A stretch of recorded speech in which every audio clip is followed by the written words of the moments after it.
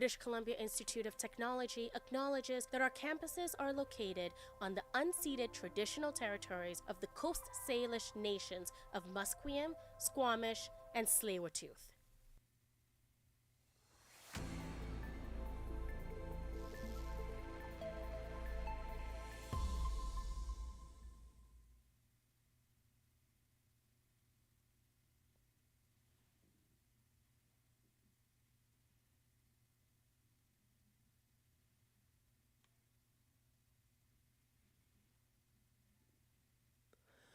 Good afternoon. My name is Jonah Jung, and these are your news headlines for 1 p.m.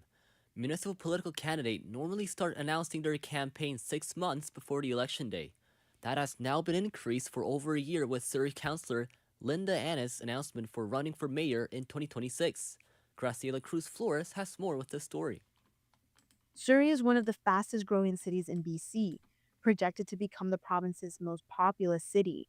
With the growing population, demands for housing have increased.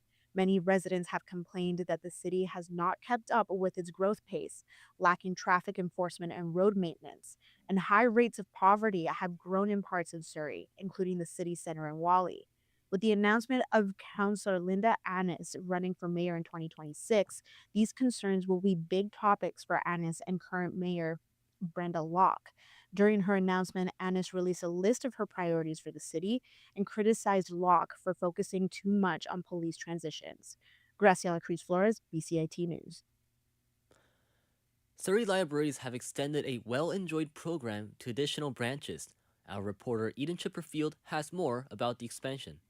Surrey libraries have expanded their sensory storytime to Clayton Heights and Fleetwood branches. The conception of the program began in 2018 at the Ocean Park branch after community feedback said weekly storytime was too full to address diverse needs. Chloe Humphreys, manager of youth services at Surrey Libraries, says the feedback for sensory storytime has received positive reactions from families who attend the program. That relaxation of I don't have to come in worrying that my kid is going to quote unquote disrupt the program. And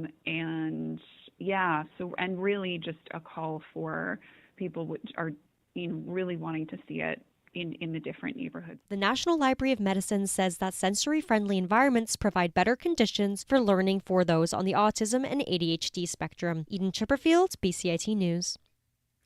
As more than 85,000 union members have taken job action, the British Columbia General Employees Union says the members of gaming and citizenship services have also joined the picket lines.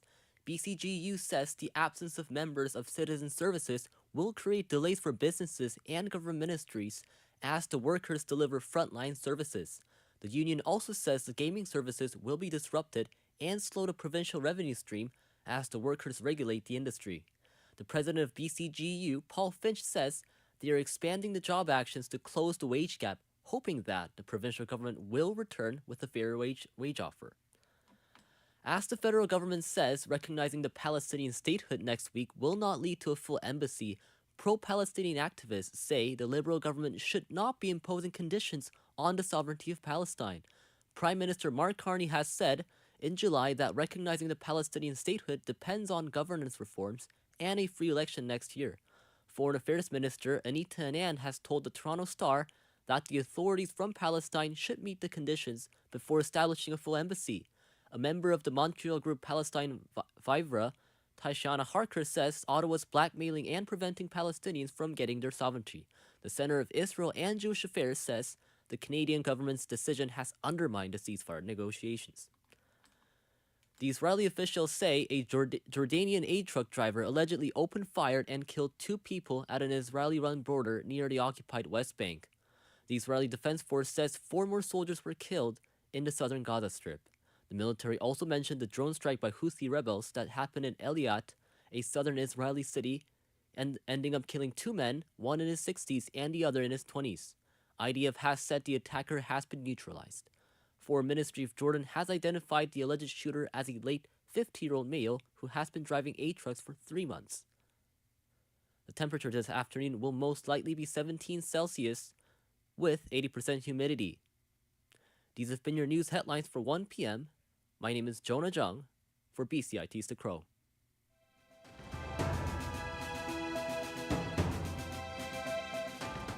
Stay tuned for more on BCIT's 1680 The Crow.